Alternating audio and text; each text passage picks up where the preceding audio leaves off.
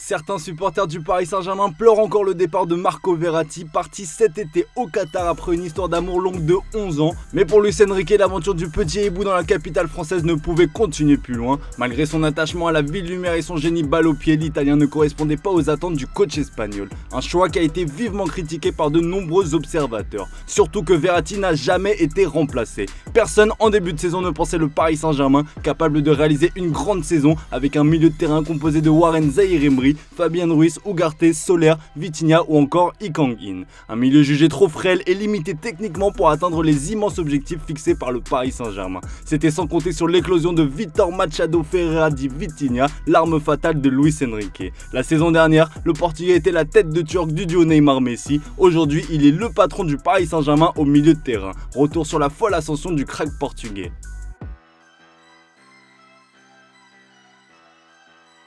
Été 2021, le Paris Saint-Germain débourse la coquette somme de 40 millions d'euros pour s'attacher les services de Vitor Machado Ferreira de son nom complet, plus connu sous le surnom de Vitinha. C'est la première recrue de l'ère Luis Campos, c'est au pays qu'il a déniché ce talent fabriqué du côté du FC Porto. Le milieu de terrain débarque avec l'étiquette d'un des meilleurs créateurs du championnat portugais. Méconnu en France, le natif de Santo Tirso a fait ses débuts en professionnel avec les Dragons avant d'être prêté une saison à Wolverhampton pour s'aguerrir. Au sein de la colonie portugaise des Wolves, Vitinha apprend et revient à Porto pour devenir l'un des éléments clés du doublé Coupe Championnat réussi par le club portugais en 2021-2022. À 22 ans, il décide alors de faire le grand saut et devient le 14e joueur portugais à endosser le maillot parisien. Ses débuts dans la ville lumière sont prometteurs, l'entraîneur parisien de l'époque Christophe Galtier s'aperçoit rapidement qu'il peut compter sur Viti, un joueur au service du collectif, doté d'une aisance balle au pied et surtout d'une polyvalence appréciable pour tout entraîneur. Il dispute près de 48 matchs toutes compétitions confondues pour sa première saison avec les Rouges et Bleus, sans toutefois s'imposer réellement comme un élément indispensable. Timide et discret en dehors des terrains, le Portugais tente de s'adapter à sa nouvelle vie et à l'écosystème parisien fait de strass et de paillettes, ce qui est à l'exact opposé de sa personne. Il a toujours été très humble, plein d'énergie et toujours très intéressé par l'apprentissage de nouvelles choses, comme vous pouvez le voir par le fait qu'il parle si bien le français en si peu de temps et qu'il a appris tout seul sans leçon. C'est un garçon qui sera toujours loin du star system, il apprécie sa notoriété mais ne se laisse pas emporter par ça, il est toujours le même Vitor que nous avons connu, raconte sa sœur Inès aux Parisiens. Vitinha est volontaire et déterminé, sa maîtrise rapide de la langue de Molière en témoigne. Il a été bien aidé par ses compatriotes Nuno Mendes et Danilo, ce dernier est d'ailleurs très élogieux lorsqu'il s'agit d'évoquer le milieu d'1,72 m. O Vitinha é miúdo que me deixa muito orgulhoso, porque viu no Porto, muito novo ainda, e depois vi a progressão dele durante estes anos. Eu saí do Porto, não é? Mas continuei a acompanhar o Porto e vi a progressão dele como jogador. Não o conhecia tão bem como pessoa e depois tive a felicidade de o ter aqui, de poder fazer parte da integração dele aqui em Paris, que não é fácil. Mas é um miúdo que eu acho que tem uma mentalidade muito forte. Também vem de uma família que é bastante unida. Acho que isso ajuda muito para que ele tenha essa mentalidade. E depois é um miúdo que trabalha muito, sabe ouvir, sabe aceitar as críticas.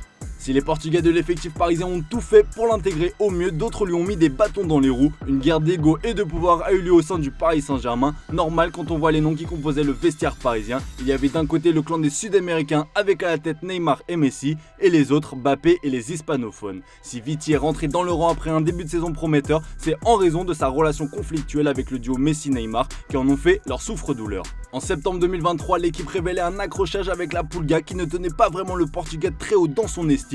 Non seulement tu es faible, mais en plus tu me fais mal, aurait lâché Léo Messi lors d'un entraînement de début de 2023. Une version que Vitinha a tenu à démentir, sauf qu'il y a peu, le quotidien français dévoilait de nouveau des tensions, cette fois-ci avec Neymar. Il s'est montré odieux avec Vitinha, le Portugais a démenti parce qu'il est gentil et ne voulait pas de problème, mais à plusieurs reprises il s'est fait insulter, explique un témoin. Face à Monaco en championnat, Neymar ne s'était d'ailleurs pas gêné pour engueuler en monde Sergio Vision, le Portugais qui ne lui avait pas donné la balle. Vous l'imaginez, difficile donc pour Vitinha d'exprimer son plein potentiel dans ces conditions. Le départ du duo tyrannique à l'été 2023 a certainement dû être vécu comme une libération par le Portugais. Couplé à la confiance et à la liberté que lui a rapidement accordé Luis Enrique, vous obtenez un Vitinha resplendissant. Le milieu de 24 ans a pris une toute autre dimension. Relayeur gauche en début de saison, le Portugais s'épanouit aujourd'hui dans une position de 6 dans un rôle de meneur de jeu reculé. Prise d'initiative, dépassement de fonction, Vitinha court pour 2 tout en jouant à plusieurs postes différents. Par séquence, le Portugais peut faire rappeler un certain Marco Verratti dans ses grandes heures. Ce dernier a d'ailleurs été interrogé sur le départ de l'Italien. Je vous laisse écouter. Est-ce qu'avec le départ de Verratti, vous êtes senti plus responsable, enfin on vous a demandé plus de responsabilités dans les jeux, et donc est-ce que ça vous a permis aussi de vous libérer un peu plus par rapport à la saison dernière?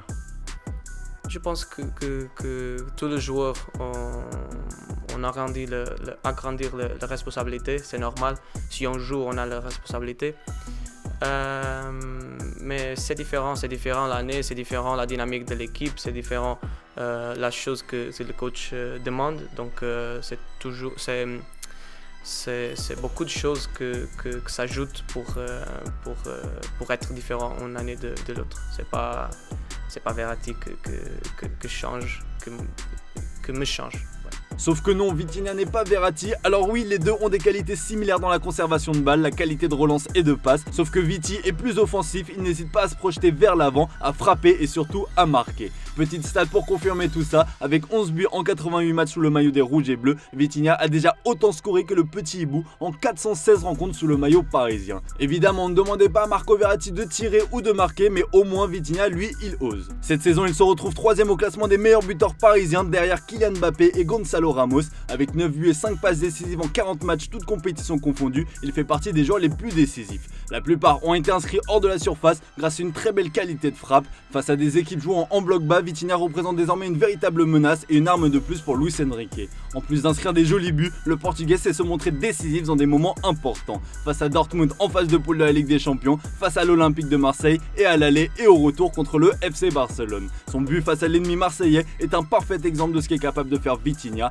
Interception, projection rapide vers l'avant, balle au pied, le décalage dans le bon timing et la finition. Une chose est sûre, Luis Enrique est totalement sous le charme de son joueur. Bueno, Vitinha es un jugador, diría, perfecto para un entrenador de mi estilo, en el que prima tener el balón, no perderlo y ser un jugador de calidad. La primera cualidad que tiene que tener un centrocampista de nuestro estilo es no perder el balón, ser capaz de fijar a jugadores, ser capaz de jugar entre las líneas, ser capaz de perfilarse, ser capaz de hacer goles, ser capaz de chutar, ser capaz de ser agresivo en defensa. Vitinha tiene todo eso y más. Entonces, cuando aparece un jugador así y está en el estado de forma que está, solo puedo que felicitar al señor Vitinha y desearle que siga en este nivel y superior, porque yo creo que todavía tiene margen de mejora. L'amour entre les deux hommes est d'ailleurs réciproque. Après la qualification historique du Paris Saint-Germain face au FC Barcelone, Vitinha a tenu à rendre hommage à son coach. Le coach a dit qu'on allait gagner avec le mental et on l'a fait. Il est incroyable, il nous apporte beaucoup dans la tactique et mentalement. La façon dont il nous fait croire qu'on peut le faire, c'est incroyable. Il a beaucoup de mérite dans cette qualification, a-t-il lâché.